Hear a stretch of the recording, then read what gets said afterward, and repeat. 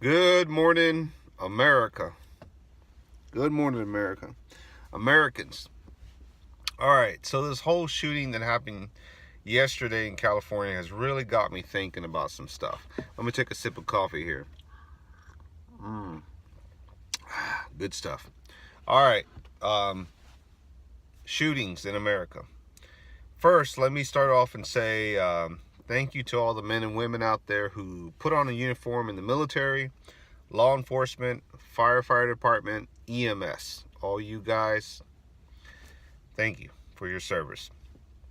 That said, have you noticed that whenever somebody in that realm of field of work, whether they're honored overseas fighting in the war, they get killed or shot, or maybe they save a group of fellow military men and women, police officer goes into a building like what happened yesterday in California, and God rest his soul, um, or a firefighter, fireman, firewoman go into a burning building and save someone or save a child, or EMS workers save someone's life from bleeding out to death.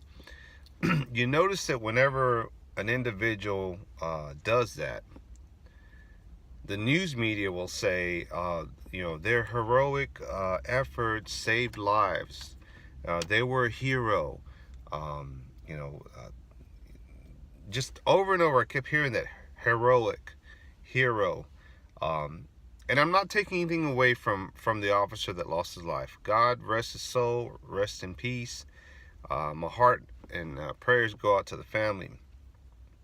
But I wonder if the news media would say the same thing about an individual just like you and me, the average Joe out there, who goes into a building and saves someone, or maybe does CPR on someone that's not breathing or their heart stops, or maybe there's a bad guy with a gun, and you go in there and you save that individual, or you save other people's life because you take them out.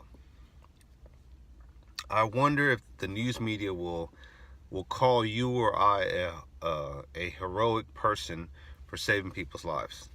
That word is not mentioned. If you notice, if it's average Joe Blow, they don't get that kind of compliment. Okay, moving on. The shootings have made me think about the culture change that we live in now. And Ted Cruz um, won the election over Beto, so he's going to be there for another 6 years. However, I really think in the next 6 years there's going to be a culture change. And we're going to see this whole dynamic of people moving away from the idea of the red state idea, right? The values, the traditions. I mean, you see it now, culture change. Nothing against lesbians or gays or metrosexual or he, she, whatever. It is what it is, right? I got family, friends that are into that, or and I love them. They're my family, they're my friends. I respect them. However, I was getting a text message. However, that culture change is happening right before our eyes. That means that things are changing, and our way of living our lives, the way we think, the religion, the values, that's fading away. And I hate to say it. I'm not going to say it's a total loss, because I think in every scenario out there, there's individuals out there that will keep that torch lit. They'll keep that lifestyle going, because that's what they're valued on. That's what they're living on. They may have to move further out into the outskirts of town, into the woods, which I could see leading back to segregation. I can see cultures, communities, people of different races, of religions, of background, of pro Second Amendment. I can see more individuals saying, "Look, I love this country. I'm not leaving. And I don't want to change with this culture thing. I want my own community. I want to live where among other people that think like me. And I think that we're headed in that direction. I think that as the culture changes, I think that communities will change too. And some people will say, you know what, I don't want to be part of the big cities. I don't want to be part of this movement. I want the America that I grew in. And I can see us going back to somewhat to segregation as far as communities go. Not so much color, but just communities. Like, I want to be part of a community that lives off the land, that believes in the Second Amendment, that has Christian values, that respects the neighbors. I mean, you make the list down the line, people are going to want to be among other people. Just like we have in religions, people stick together with their religions. I think we're going to see that in communities as the culture changes. The last thing I'll say, I'm going to wrap this up here, is the shootings again. More and more, if you look back at in the last 2 years maybe, or year and a half, you're going to see the individuals that go on these shooting sprees, when they take their mugshot, they all look like this. I mean, just zoned out, right? Medication. I don't know what they're taking, but they all look medicated. And I think that in order to wrap their finger around this control with people that are having guns that shouldn't have them or believe they shouldn't have them, it's not my say so, they're going to find a way to say, look, if you want to stay on these meds, you cannot be around guns. You're forbidden. It's against the law. If you're caught, you're going to go to jail. You're going to lose your rights, and we're going to change your medication. And I have a feeling that some people will choose medication, drugs, over their firearms. And then you're going to have some people that say, nope, I'm going to hold on to them illegally or not tell them, and I'm going to take my medications. And I see them wrapping that up.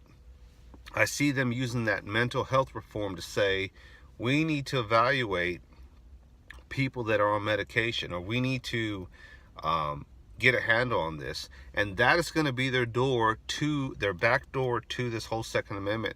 Because, reality is there are some individuals that should not be near guns whatsoever.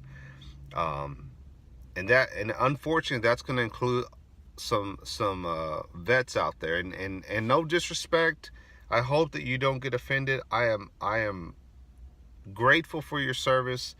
Some of you guys that went in there came out differently, not the same. Something happened in there, and you need help, and you need medication, and there's nothing wrong with that. There's nothing wrong with saying, look, I don't need to be around guns. I need help. I need medication. And I believe you should get every single help you can get out there as far as getting better. I truly believe that.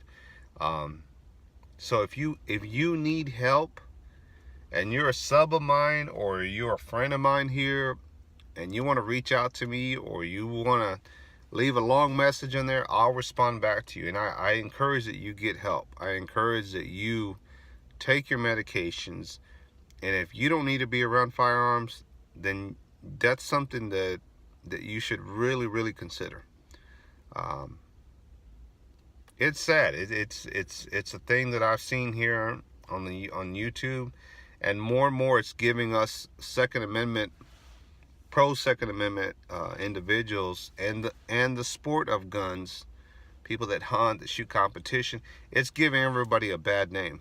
It really is. And you're not helping the movement, you're hurting the movement. All right, guys, have a blessed day. I know this is a little bit longer video than I'm used to doing, but we have to make it count. We have to hold on to what we can, and we have to change our way of thinking regarding guns. I am pro-gun, I'm pro-Second Amendment, but it's a give and take. And some of you may disagree and say, nope, I'm holding on to it. And I think the mentality of not willing to negotiate, not willing to compromise, I think you will hurt yourself in the long run. You as an individual, and us as a community, will just hurt ourselves if we're unwilling to listen to the other side. I always push the other side to listen to us, but at the same time, I have to tell myself it goes both ways. So anyway, have a good one. I'm gonna finish up my coffee. Cheers. It's Friday, and I'm heading to the range hopefully Sunday. I'm out.